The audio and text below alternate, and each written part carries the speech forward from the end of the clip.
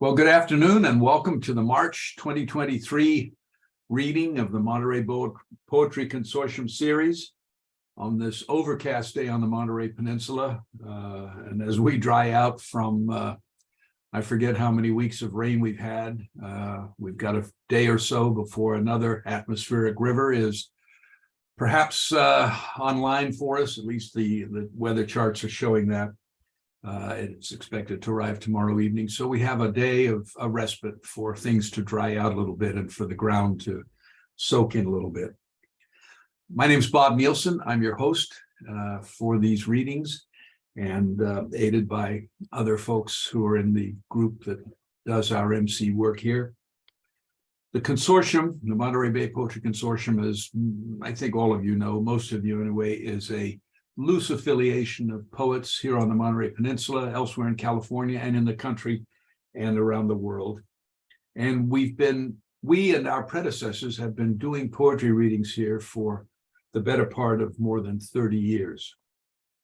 We carry on a tradition established by the National Writers Union Local under the guidance of John Lowy, who's the dean of our consortium and the founder of the consortium, is not with us today, but is sometimes able to join us.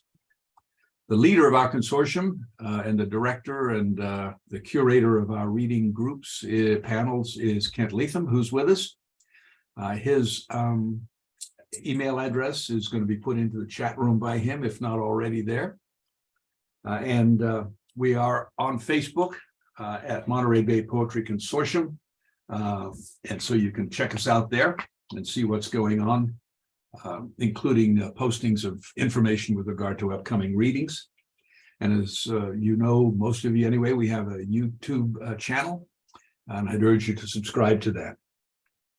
Well, today is our 35th Zoom-based reading. Next reading will be the beginning of our 4th year of doing this through the internet. We've been reading and reaching people far beyond the local Monterey area, throughout the state, across the country, and in other countries around the world. And this has been a wonderful way for us to share poetry as we endeavor to find and cultivate a new normal in this world with the turmoil and changes that are going on.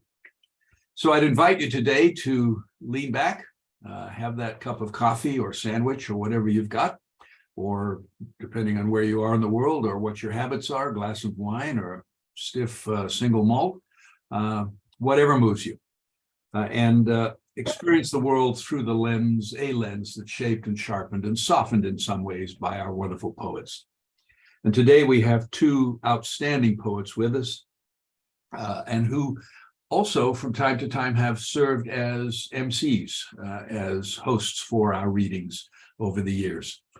Simon Hunt, who's coming to us from a town in Massachusetts up by the New Hampshire border, and we'll be reading first, and Garland Thompson, who will be coming to us from either one of 2 avenues. One is live from up in Oakland, where he is, or secondly, by way of a pre-recorded video that he's done in case he cannot join us live.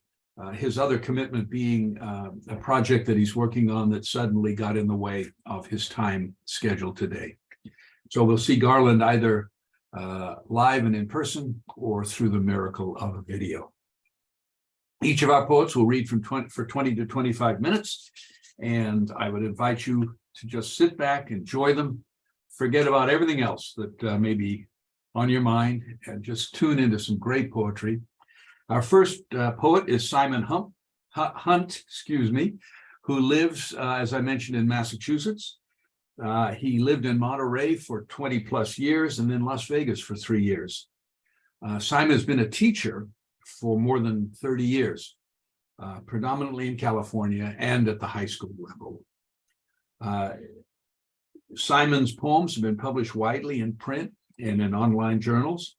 And in 2018, we saw the publication of his first collection of poems, Lesser Magi. And in 2019, his first play, Rerun, was staged. Simon was born in what is now Zimbabwe. Back then it was Rhodesia. And he has also lived in South Africa and the United Kingdom as well as the United States during his childhood. Simon's the father of two, and he served for a number of years as a volunteer tour docent and trustee of the Robinson Jeffers Tour House Foundation in Carmel. He did that for over 10 years and was an integral part of what Elliot and his colleagues are doing down there at that wonderful place. Simon, thank you for being with us. Over to you. Thank you very much. Can everybody hear me okay? Good, I appreciate it. Thank you very much for letting me read with you. It's really very moving to me to do one of these readings again and to see familiar faces. Like Bob said, I lived there for 20 years, and it's in some ways, very strange not to live there. I'm coming to you from Ashburnham, Massachusetts, where it's sunny but cold. There's, I don't know, 6 or 8 inches of snow on the ground, and we're supposed to get a lot more in the next week. It's very strange to me to experience winter like this, and very nice to be back with you guys, even just in this virtual way. So I have 11 or so poems to say to you today. I just posted just now in the chat for anybody who's interested. I have my email there. If anybody wants to get in contact with me, my email is there. And I also put the names of the 2 books of poems that I have. One of them has been around for a couple of years that Bob mentioned, called Lesser Magi with Hummingbird Press. That's pretty easy to find around Monterey, Santa Cruz. But I'm not going to read from that today because it's a few years old. And then I have a new one coming out called Endlings with Zeitgeist Press in Las Vegas. It's coming out. They won't give me a precise date, but sometime soon, they swear. That's coming out. And I'm mostly going to read from that today, along with a couple of poems that are too new, that didn't make the book because they were too new, and they got all pissy when I tried to put in, poems after they put the manuscript together. So that doesn't work. But a few new poems along with some from the new book. So this first one takes place in Santa Cruz, actually, a location some of you guys will know well. It's at the Santa Cruz Wharf. And it's called Why the Wharf Beggars Feed the Gulls.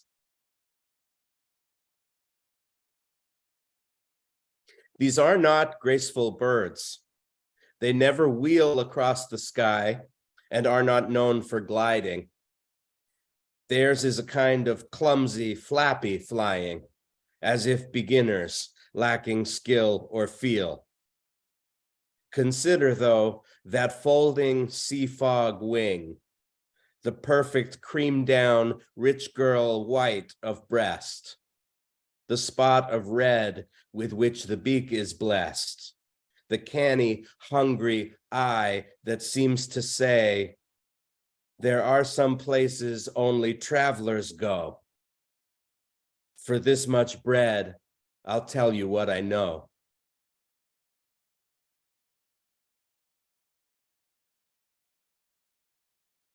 And now a sonnet. This one is quite new. It's for my niece Emily, who got married recently.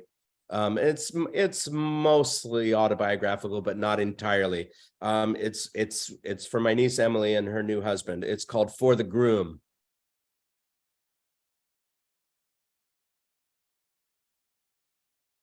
My greetings, stranger, on your wedding day. Although divorce made outlaws of her aunt and me some years ago, in heart, let's say, if not in law, whenever she should want, I'm still her uncle. She whose hand you take was once uproarious, a small blonde twirl dancing, a giggling sudden 6-point quake to her mother's sister. Then the high school girl whose papers I would make suggestions for before she turned them in. Will you and she essay a dance today? I'll toast once more your fortunes when I look online to see. Until then, let these few words be the sign of warm congratulations, nephew mine.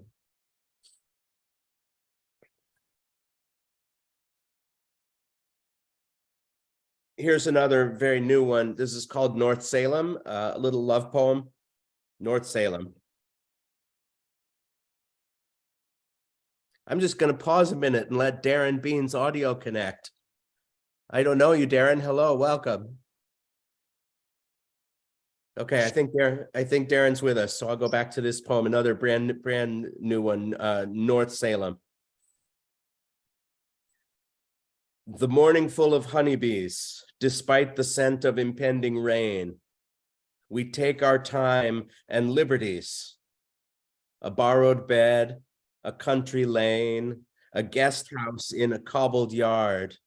We left the town called yesterday, drove overland, let down our guard, and now we scheme and scheme to stay.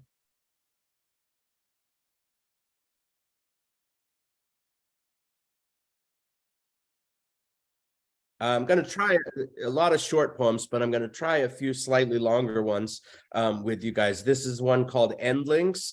As I mentioned earlier, that's the title poem of this new book that's coming out, Endlings.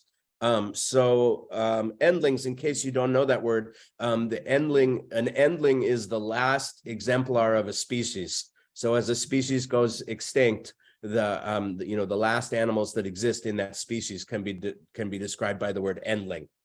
So this is a poem about something that happened to me leaving work one day, called Endlings. The last to leave for once, I failed to see the hawk until I felt its look of wry malevolence directed my way from the branch on which it perched. So close, I might have touched its feathers with my arm. I held its gaze.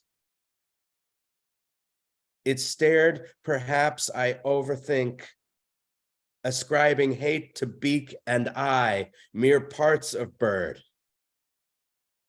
Consider this. I kept it briefly from its meal. I heard the calls of quail in bushes by my feet. And then the quail all scattered. The hawk whirred past my ear, and I walked to my car alone in evening's half-light.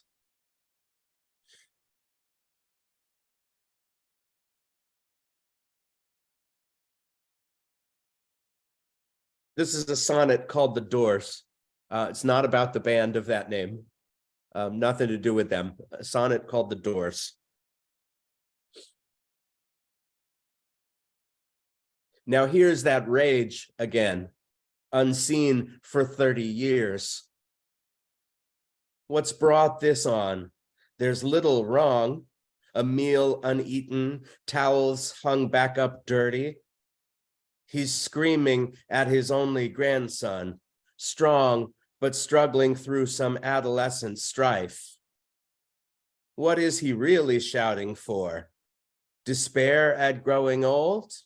Frustration with his wife, his third, who's ill but can't quit smoking? There. Now I'm 14 again. You little shit was always me, and not the brother whom in middle age I still avoid. A room can't hold one when the other enters it. My son and I pack up and go. We're damned. The doors are opened, closed, then opened, slammed.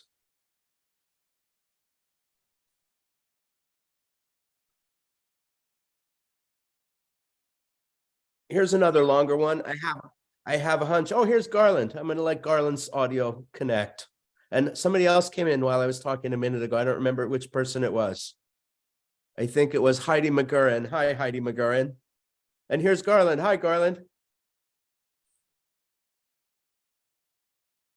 Okay, as I was saying, this is another slightly longer one. It's called, well, I'll get to that in a second. I have a hunch I read it last time I did one of these readings, but that's okay. You guys can take it again. And I wanna say it. I don't know why, I'm just in the mood to say this poem. It's called Johnny Mathis, Me and You. If Johnny Mathis is a singer, he's still around. Great singer, popular 50s, 60s, and 70s. Beautiful, beautiful voice. I don't think you need any other information for this poem except to know that Johnny Mathis is a singer. Kind of a love poem. Johnny Mathis, Me and You.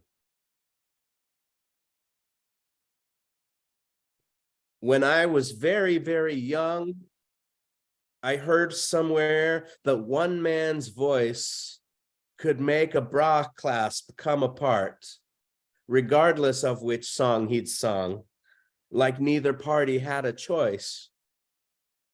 And though I could not understand the motive for the magic trick, it was easy to admire the art of working vocal sleight of hand to make a thing held fast unclick. A few years later, it was clear what riches such a skill might bring. And though I fumbled from the start, I hold some moments very dear. I learned back then I could not sing, but your voice left me feeling high that time I heard you in a bar. You sang your own song, Perfect Tart. You've had my love since then. Here's why. I'm happiest when where you are. And we've been friends for decades now, through marriages, through downs and ups. We've both made choices less than smart. We've asked each other when and how, and drunk from one another's cups. And I have sought for years a way to charm you from your clothes with verse. I'm still the ass behind that cart. Two ironies. That singer's gay. My poems go from sad to worse. Once this was going to be the rhyme to make you come to me at last. But I've no hex for bra or heart. No, I've got only words and time. Today, tomorrow, and the past. All we've ever really had. Just time and lines you've never seen. Trite doggerel about love's dart.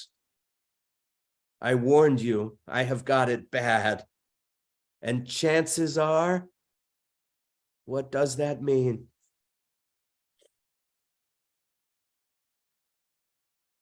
Maybe I should have mentioned for younger folks, chances are is one of Johnny Mathis's biggest hits. But a lot of you won't be offended when I say a lot of you already knew that. So that's a poem about Johnny Mathis. Here's a really short one called Gravity. I might have said this one last time I read too, but it's short. You can handle it.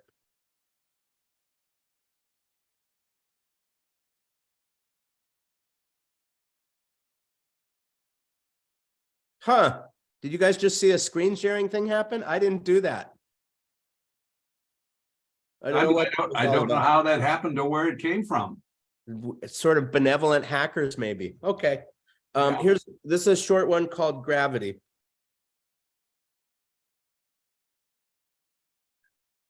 My daughter slipped beside a swimming pool. I watched her hit the tiles, fall in, go under. I walk her and her two black eyes to school. Our neighbors look from her to me and wonder.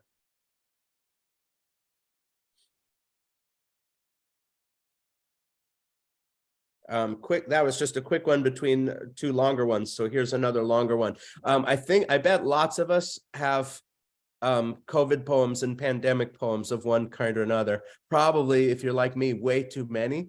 And the question will be, what to do with them? Do we have whole books of COVID poems, of pandemic poems? Maybe so. I mean, we are going to have this strange experience to reflect on. I edited out most of the pandemic poems as I was putting together what I wanted to read for you guys today. But this is one. It's not too long. It's a couple of pages. It's called Days of Glass. Days of Glass, New York City, Spring 2021.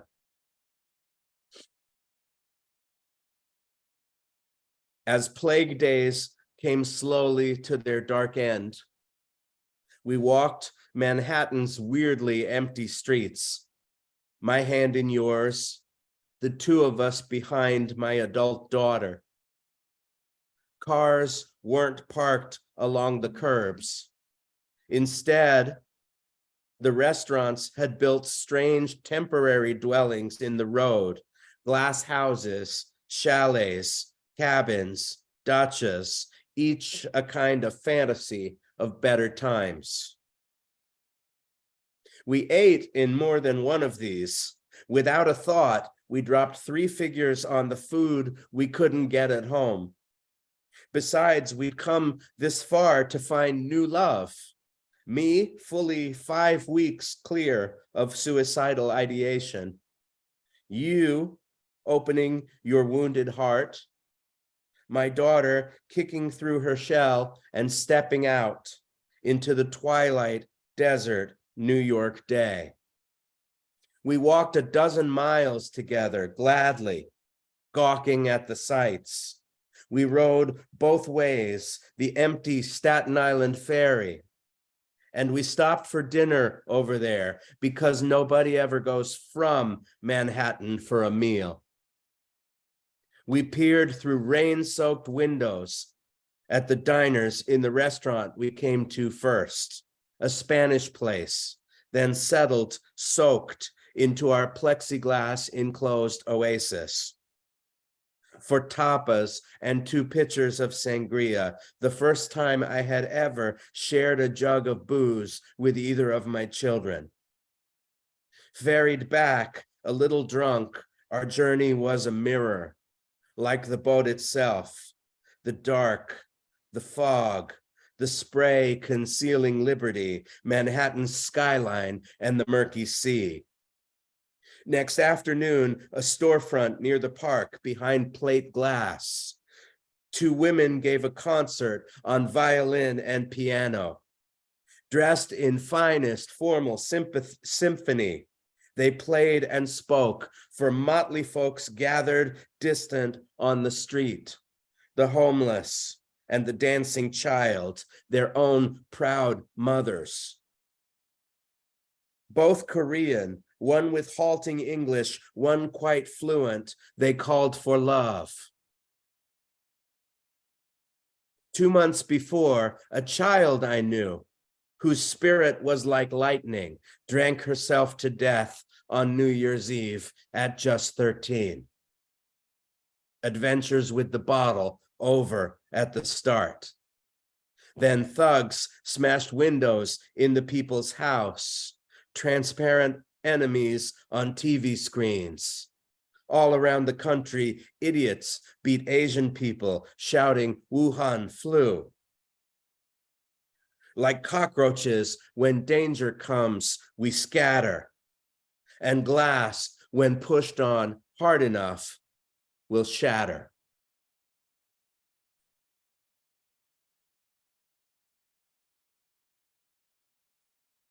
Here's a poem called Snakes. It's about snakes.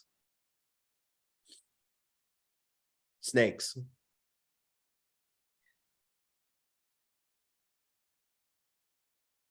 Remember how you swam to me, your hair transformed to snakes, and splashed me where I sat, with just my feet below the water, changed, refracted into something pale and lithe? Or how you coiled away, did not return, and disappeared? The smoky, pungent light inside that bar in Tortuguero, La Culebra, which the hotel called No Go. Do you recall that dream I never told to you that's haunted me for decades now? Ridiculous, but awful. One small snake is fed tail first into a sink's disposal. It shrieks as it is ground to blood and bone with a recognizably human voice. Yeah, so that's about snakes. Just two more to wrap up. This is a short poem called Process. Process. I'm crying over old folk songs, imaginary people, wrongs, and horses. There's a darkness there that somehow lightens up my share, enables me to spin a thread of fantasy, to sidestep dread. My arm around you on a train, hell-bent for somewhere, maybe Spain.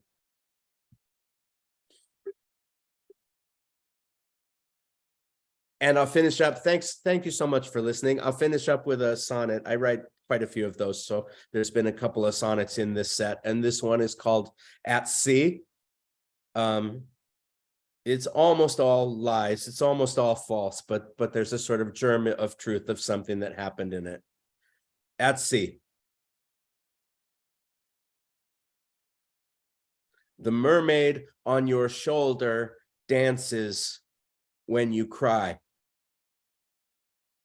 On our one date years back, I held your hand as needles inked her into skin. Tequila, both before and during, dulled the sting, but still you squeezed my fingers tight and wept a little bit, and then much more, as morning sunshine chased the sidewalk night. I dabbed at tears, at blood that surfaced there. I recognize her now across a room, that odd, familiar, undulating motion, and know your face, years older, sad, the same, is floating near. I'm stopped cold by this notion. The mermaid has become our phantom daughter. All three strange fish, all swimming in strange water. Thanks very much for listening, everybody. Thank you, Simon. That was just wonderful. Thank you. You took us through an amazing series of places and feelings and stories. I must say that I resonated and connected with Johnny Mathis.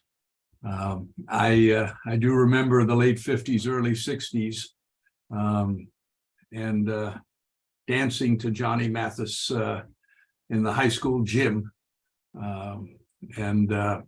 Chances were, it's a wonderful time that you brought back. But and then you took us through doors. You took us to the growing up sequence of your niece in the poem to the groom. It was just a lovely chronicling of her life. And then your COVID poem, yeah, it resonated. It brought back some of the stress and the anxiety that I felt. I think we all felt during that period of lockdown. And at sea, morning sunshine chased the sidewalk night. That's beautiful. And thank you.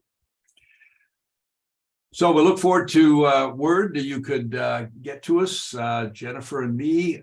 We can make sure that when the new book comes out, that it's posted, the news on the Consortium's Facebook page. And we'll spread the word for people to be able to have and hold some more of your wonderful poetry. Thank you, Simon. Appreciate it very much. And our next poet, like Simon, has served as a host for these readings on numerous occasions. And we had a great video of him reading. So I know what he's going to share with us. But we've got him live and in person, Garland Thompson, who is an award-winning poet, actor, playwright, filmmaker, stage designer, and producer. Many of us who live here in this area have seen him perform on stage at Pacific Repertory Theater. And it's been wonderful to see him up there and now to know him in person, the real thing. Garland got his poetic start in the Los Angeles spoken word scene of the early 90s while he was working down there on film and TV. In LA and Austin, he featured and produced at various poetry events and venues, including the world-famous Hollywood Improv Comedy Club and the Austin International Poetry Festival. In California, he produced the annual West Coast Championship Poetry Slam down in Big Sur at the Henry Miller Library, and poetry slams for First Night Monterey. And those were great. I remember going to those, Garland. Partnering with the Arts Council of Monterey, he introduced poetry out loud in our community and served as also, at part of that time, as the official City of Pacific Grove's poet in residence, 2007, 2008. For 18 years until the COVID shutdown, too, which is a long period of time, it's almost 2 decades, Garland led the famous, some would say infamous, but it was wonderfully famous, Rubber Chicken Poetry Slam and open mic at East Village Coffee Lounge in Monterey. And those were great nights. And I see someone here who performed in those. Hello, Heidi. And those were wonderful. In 2014, Garland became the current executive artistic director of the Frank Silvera Writers Workshop in residence at the Billie Holiday Theater in Brooklyn, in New York. Garland's work was featured in NYC from the Inside, NYC Through the Eyes of the Poets Who Live Here, published by Blue Light Press, and he was asked to contribute to our Open Casket to the World, a coffee table book, published by the Billie Holiday Theater. Thank you, Robert, for that lovely introduction. Hi, everyone. It's great to be here with you on the second Sunday of the month with the Monterey Bay Poetry Consortium. It's a great honor indeed. Thank you to Robert, to Kent, to all the members of the consortium for having me here today. I've been looking forward to this feature for quite a while now. And thanks also to Simon Hunt, my co-feature. What a great poet he is, and I'm so thrilled to be on the same bill with him. Now, if you're watching this, then you are probably aware, as Robert's probably already explained or mentioned to you, that I'm not actually there in the Zoom room live with you as much as I'd like to be. I'm on a film project right now, and today we're shooting, and so I can't actually be there physically with you. However, the big brains at the Monterey Poetry Consortium, Monterey Bay Poetry Consortium, came up with a great plan for me to be in 2 places at once. Hence the video, the magic of technology. So, with that said, shall we? I, being a beat influence, banter beatifically into a microphone, an amplified avenue through which to reach your ears. I, being of sound influence, make sounds with curved lips, form words, to form pictures, to form ideas, to form action. I, being of spiritual influence, do ritual and chant, incantations for a nation and a world. They spill majestically to act heroically upon receipt. I breathe for my fellow humans through my pores and my fingers. I taste the air with my tongue and write about it. These next couple of pieces are pieces that I've never read before in public, and as I was going through trying to figure out what to do today, I thought, why not take a chance and throw something out there and see what happens? So I hope you enjoy these pieces. I call them poems from my red journals because they've all been written in these red Moleskine journals. This particular one is the Thelonious Monk journal, but there it is. I hope you enjoy them. I'll preface it with saying that these are all what I like to call random thoughts that have gone through my head over the years. So I hope you enjoy them. This first one is called The Road. It's not about one moment. It's about the road, paving the road, laying down a long runway when you have the chance, while you have the chance. A road that's made up of many moments. Wins and losses, success and failure, two sides of the same coin you spend in the market, the real ones and the ones in your imagination that sometimes sell you a bill of goods even when you know better. Sometimes it bees that way. The batter swings high, the batter swings low. Finally, bat meets ball, and another mile of the road is laid and sealed. Signed, sealed, and delivered, you might say. Every day, adding lanes, blasting through embankments, going round the mountain, going through the mountain, over and under the mountain, mile after mile, boring tunnel after tunnel, drilling down deeper than we thought we had to when we got the call to build the road.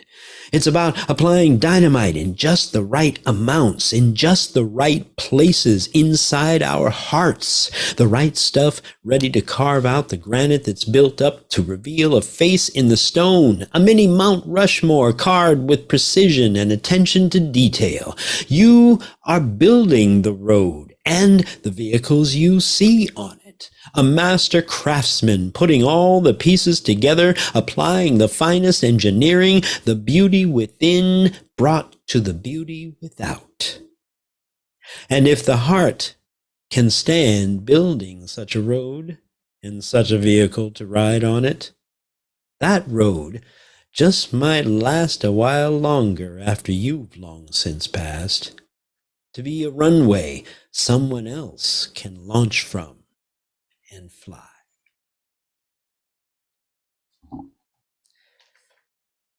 And the next piece here is called Smell These Words. I smell these words like a shark smells blood in the water, like a wino smells his wine or a junkie smells their fix, because these words are blood in the water. My blood. Your blood. They are the ripples that reach back in time, like rings in a tree trunk, like layers of sediment pointing back to the Pleistocene age or the Mesozoic age, the Bronze, Silver, and Golden age. These strange words are like a strange salve, a weird lotion that soothes our burning skin, calms our ravaged brains. These words are also a spell, a magical musical spell to be cast when the soul is dying of thirst, when the heart is looking for a loaded gun and the body is just an empty robot shell waiting for commands. When the mind is on a 6-week bender, shacking up with every hooker in town, snorting cocaine from their thighs, laughing at the loan sharks closing in, these words said by the light of a candle, maybe a lit joint or a glass of wine, by a friend or lover whose love is clear in the eyes of the universe, will take a pleasing form, and like a great sponge, sop up any stress in the vicinity and make it all art. Art that mops the sweat from your brow, kisses your lips softly, and whispers, I want you. No drug can compete with this. These words can save you. These words can save me. These words can save us. And like a shark smells blood in the water, I smell these words. Can you?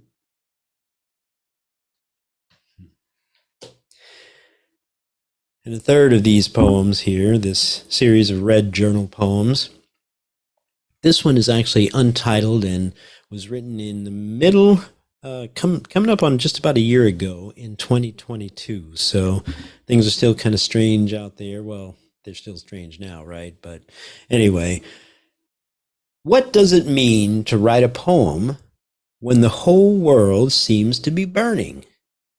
Are you Nero fiddling while Rome collapses?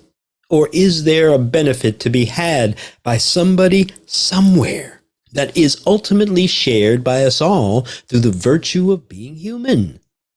If this poem I write soothes me and somehow offers balm in Gilead to anyone who might stumble upon it and take the actual time to read it, shouldn't that be enough? I wonder as I wander, the words coming into me on a glorious Sunday morning with all these different birds singing their songs in natural harmony. Shouldn't that be enough to tell the universe? No more of this, please. No more, no more, no more of this, please. Inherently, I know, and suspect you might know too, that the universe is listening all the time. Like a giant universal replicator on the Starship Enterprise, awaiting our commands, ready to give us whatever we desire. Is that good? Is that bad? It's both at the same time, and I can't help but think then is when we need a poem most, to remind us what the truth is as we stand at the brink, wondering which way to go. Feeling up, feeling down, being thrown around in a vertigo way that makes it damn near impossible to know who's who or what's what. This poem, that poem, any poem can and should be that lifeline in the chaos we grab, we plug into, the one that makes us steady, lets us feel our breath moving in and out, allowing the way forward to light up like a landing strip at your favorite airport. It's the air traffic controller that answers our distress call and calmly guides us down to a safe landing out of the storm. And whether it's this poem or that poem or this other poem here does not matter in any way, shape, or form, not to the universe and not to me. If anything, it's a tool for illumination, nothing more, nothing less. A light in the darkness that helps us see the way home, which sometimes is all we need. The rest will take care of itself. And now for something completely different. The little loon cooed its loon call late into the night. With eager wings, the bee buzzed away to find the next flower, pollination on its buzzing bee mind. Psst! There's a deer that mines silver and sells it on the black market. No matter what they say, the bear always gets you. That's just the way it goes. The owl, with its wise eyes, is willing to let bygones be bygones. The lizard hates the name Gecko ever since he saw that movie about a Wall Street rat who had the name Gecko, and considers how to rebrand the lizard concept. He wonders if Facebook or Twitter can help. The lizard's girlfriend likes the name Gecko. She also likes riding in limousines. This is now a point of contention between them. The squirrel thinks that TV commercial with squirrels making people crash their cars is stupid. The gerbil wishes they would make a TV commercial with gerbils that know kung fu and get the gerbil girl. The gerbil girl wishes she knew kung fu. Then she would teach those boy gerbils a thing or two. The emu tries to find out who gave them the name emu and decides to become a librarian to find out. So the emu goes to library school and does indeed find out. And finally, the cricket chirps the blues after making a deal at the crossroads to be a star. And all the female crickets swoon and dream of eating him while he plays. This piece is called Thanksgiving Day. Thanksgiving Day.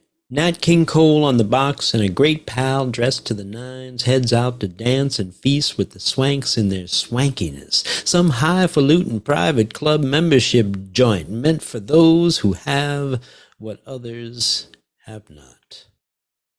Thanksgiving Day in the world outside my apartment is so still. Almost no cars for at least 10 minutes of standing in the street, marveling at the quiet. I can even hear a dog barking, and a siren sounds in the way-off distance, almost as if an alternate universe were bleeding through to ours. The air is cold and light gray, not bleak, but beautiful, as if a great snow had fallen and muffled the sounds of the city. Thanksgiving Day, and I think of friend Mike, tall, handsome German man who stands behind a row of covered tables serving homeless men and women and children food that they are truly grateful for, and he sees the smiling faces of the mothers, joyful at the sight of their children eating. The hope they cling to is renewed, and the thought that one of them actually has a chance to escape this survival and experience more than they ever dreamed possible is a spark rekindled and brought to light with every bite a 5-year-old takes. Thanksgiving Day. I sit in my cozy little pad, drink gourmet coffee from 7-Eleven, write poetry, and listen to the blues. Those echoes of my ancestors. Sunnyland Slim, Robert Johnson, Ray Charles.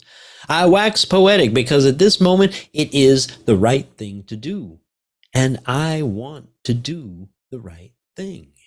Whatever the moment deserves. Who am I to stand in the way of my world? I give, and it gives back. With each new day, the sun rises, then it sets.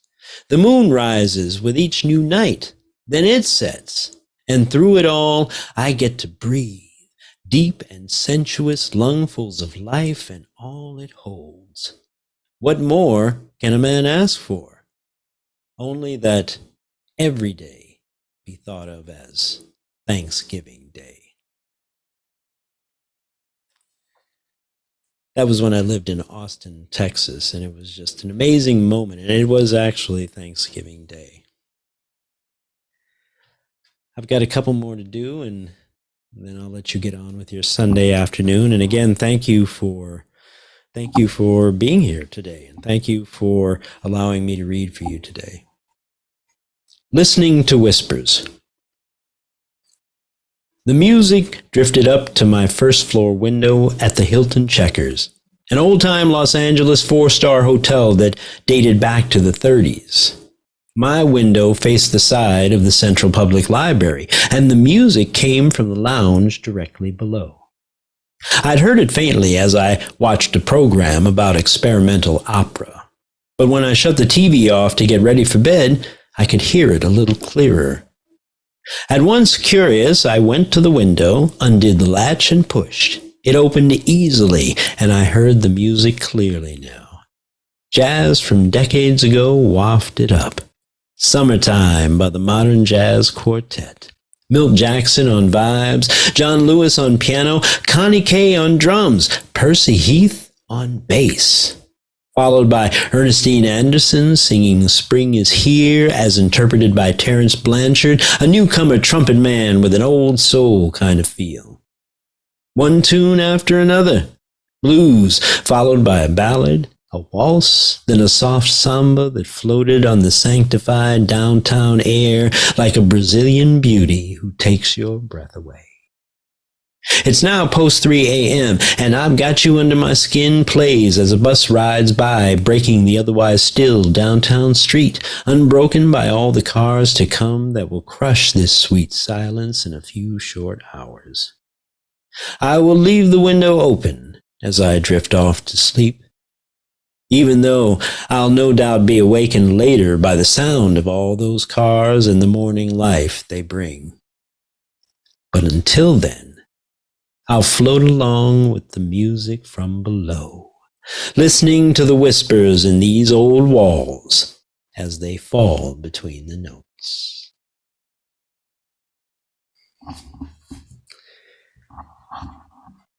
And 2 more pieces for you, and thank you. It's been a real pleasure to read for you today. Blow Bad Blues, Brother Lateef.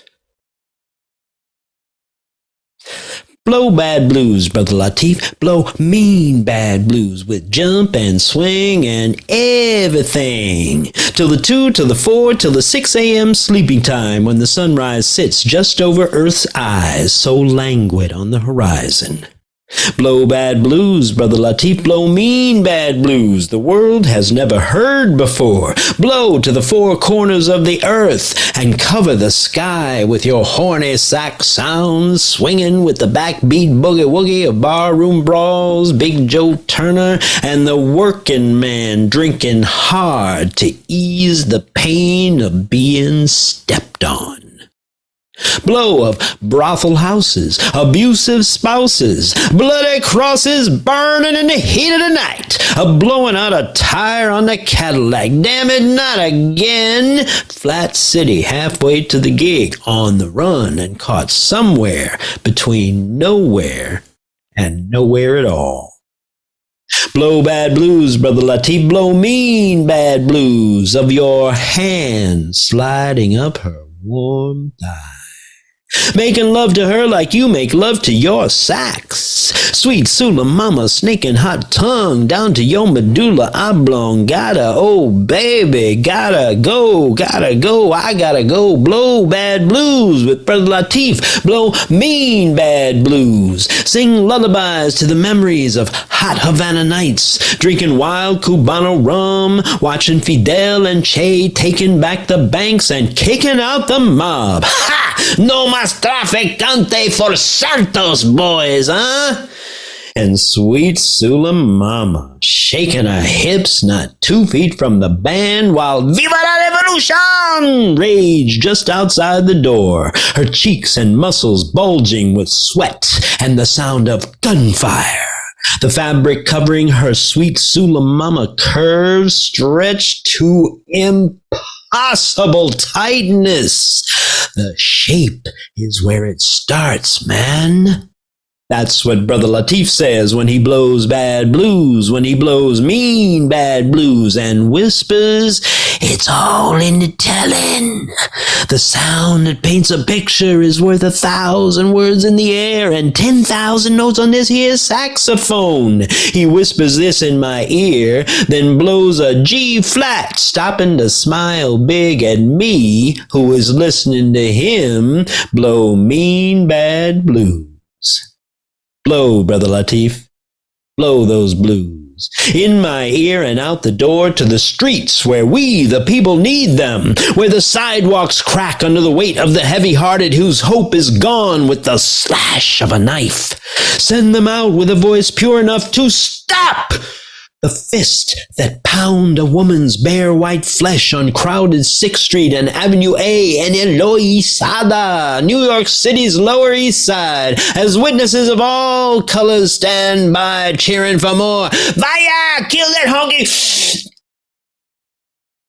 Lay those blues down hard to mend the broken of spirit, the lost and forlorn, the tattered, and the war-torn. And when you have comforted all of them, turn your blues to the one who looks into the mirror and calls himself me. Blow bad blues, Brother Latif. Blow mean bad blues. And I'll meet you out past the chicken shack. Bottle of wine in my hand, my soul intact. We'll meet and laugh, and we'll blow bad blues, Brother Latif. Blow mean bad blues. That's a piece that goes out. It's about what was inspired by Yusef Lateef, the musician, the great jazz musician, who until 93 years old was touring the world, doing 200 dates a year. And with that, ladies and gentlemen, I'm going to leave you with this final piece. And once again, thank you to you all for being here and listening today. Thank you to the Monterey Bay Poetry Consortium for having me. It's a pleasure to be a member, and it is a pleasure to be here reading with you today. Solid enough to leave a mark. Write what you will, say what you will. Keep it connected and focused. Put it down like a fingerprint. I was here, Lord, really here. Solid enough to leave a mark for others to see and interpret. Solid enough to make a noise, look down on a canyon, and breathe big city air. This is what I saw. This is what I felt. How it all reached into my heart and shook things up. I say it all for you. I write it all for you to know when I am long gone. Thanks a lot, everyone.